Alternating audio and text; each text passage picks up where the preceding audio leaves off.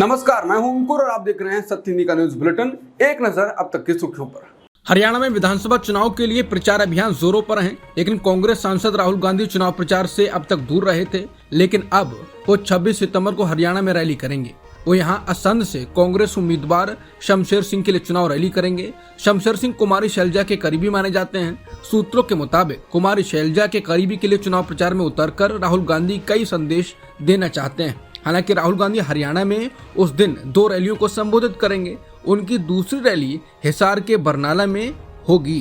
कांग्रेस ने यहां से पूर्व विधायक रामनिवास घोडेला को एक बार फिर उम्मीदवार बनाया है, जो कि हुड्डा के करीबी माने जाते हैं। ऐसे में राहुल की इस कवायद को हुड्डा और शैलजा खेमे के बीच संतुलन बनाए जाने की कोशिश के तौर पर देखा जा रहा है, ताकि शैलजा की नाराजगी भी दूर हो जाए और हुड्डा के मन को ठेस भी न पहुंचे। राहुल गांधी हरियाणा में एक भी रैली अभी तक नहीं की है, लेकिन वो ऐसा कर रहे हैं जिससे हरियाणा में चर्चा में बने हुए हैं। लोग कह रहे हैं कि राहुल का ये बड़ा कार्ड है।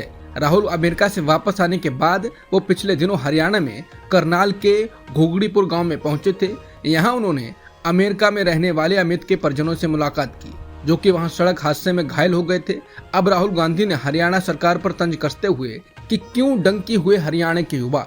यहाँ डंकी का तात्पर्य अवैध तरीके से किसी दूसरे देश में जाने से है, जिसे डंकी फ्लाइट भी कहा जाता है। ये एक खतरनाक मार्ग होता है जिसका इस्तेमाल कई भारतीय नागरिक अमेरिका और कनाडा जैसे देशों में जाने के लिए करते हैं। राहुल ने लिखा कि भाजपा द्वारा फैलाई गई बेरोजगारी की बीमारी की कीमत लाखों परिवार अपनों से दूर होकर चुका रहे हैं।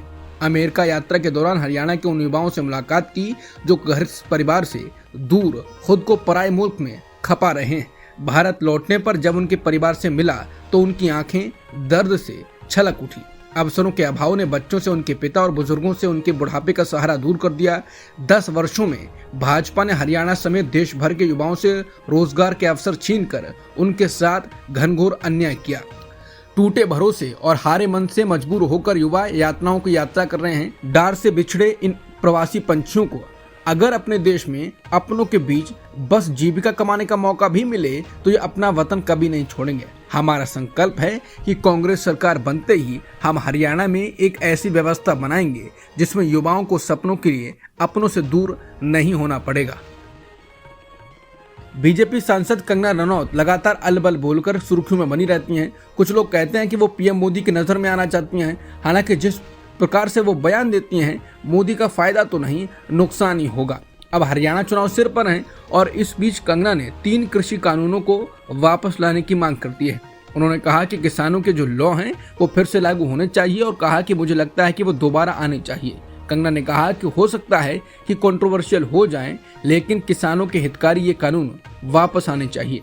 किसानों को खुद इसकी मांग करनी चाहिए। इसके बाद कांग्रेस ने ये मुद्दा उठा लिया है और कहा है कि देश के 750 से ज्यादा किसान शहीद हुए, तब जाकर मोदी सरकार की नींद टूटी और ये काले कानून वापस हुए। अब बीजेपी के सांसद फिर से इस कानून की वापसी का प्लान कर रहे हैं।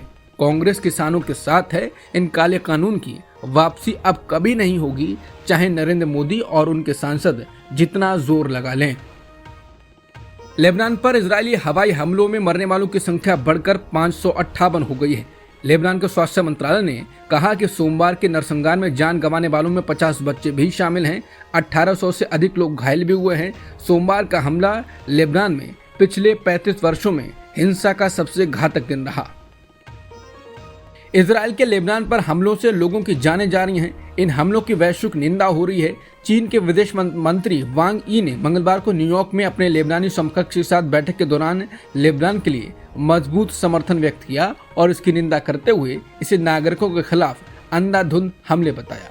वांग ने अब्दुल्ला बो हबीब से कहा, स्थिति चाहे कैसे भी बदले, हम हमेशा न्याय के पक्ष में लेबनान सहित अपने अरब भाइयों के पक्ष में खड़े रहेंगे।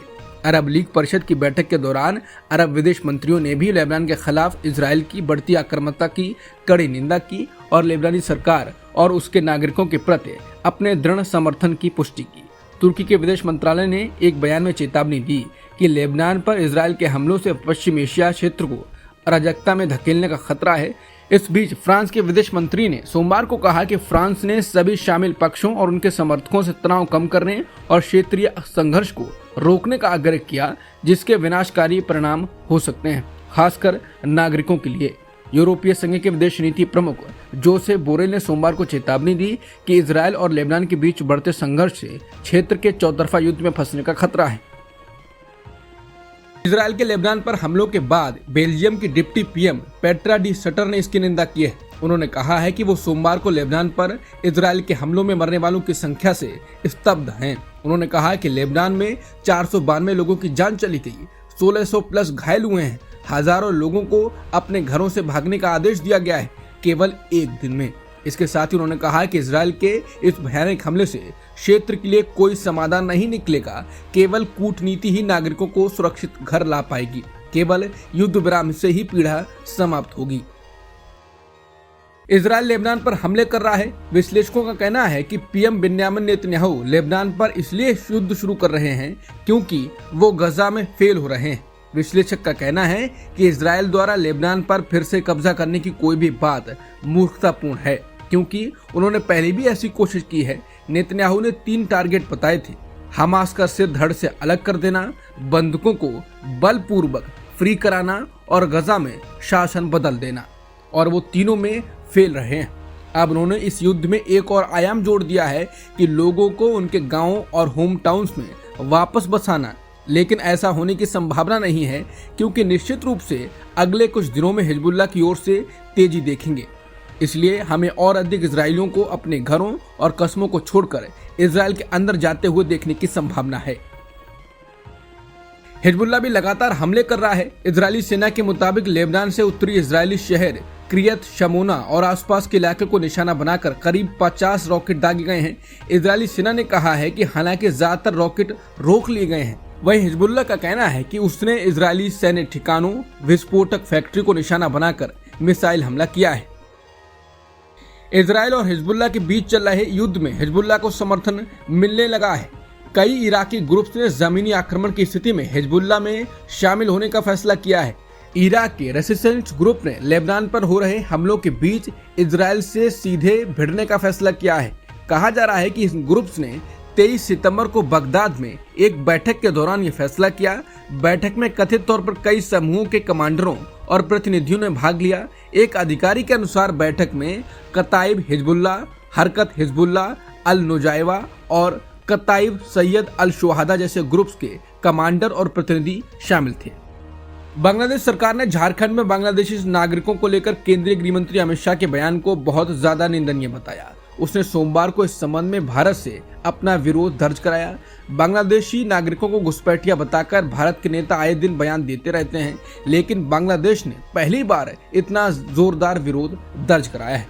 बता दें, पिछले हफ्ते अपने झारखंड दौरे के दौरान अमित शाह ने कहा था कि अगर झारखंड में भाजपा सत्ता में आई तो बीजेपी हर बांग्लादेशी घुसपैठियों को सबक सिखाने के लिए उल्टा लटका देगी। इसके बाद बांग्लादेश ने विरोध दर्ज कराया है। बता दें, भारत के अपने पड़ोसी देशों से रिश्ते लगातार खराब हो रहे हैं। बांग्लादेश के बाद श्रीलंका, मालदीव, म्यांमार, यहाँ तक कि ईरान से भी, और इन देशों में लगातार चीन भारत की घेरेबंदी कर रहा है। श्रीलंका में नए राष्ट्रपति भी चीन के ज्यादा समर्थक हैं। केंद्रीय गृह मंत्री और मध्य प्रदेश के 4 बार सीएम शिवराज सिंह चौहान की मुश्किलें बढ़ने के आसार हैं। सुप्रीम कोर्ट ने शिवराज सिंह चौहान के कार्यकाल में हुए इस बड़े घोटाले को लेकर मध्य प्रदेश की मौजूदा सरकार एवं मामले में शिवराज सिंह को क्लीन चिट दे देने वाली जांच एजेंसी सीबीआई को सोमवार को नोटिस भेजे हैं। जानकारी के अनुसार ये कार्रवाई मध्य प्रदेश के पूर्व विधायक और इस घोटाले के विसिल ब्लोअर पारस सकलेचा की याचिका पर सुनवाई के बाद हुई। सुप्रीम कोर्ट ने न्यायाधीश संजीव खन्ना और न्यायाधीश संजय कुमार की बेंच ने इस मामले की गंभीरता को देखते हुए नोटिस जारी किया।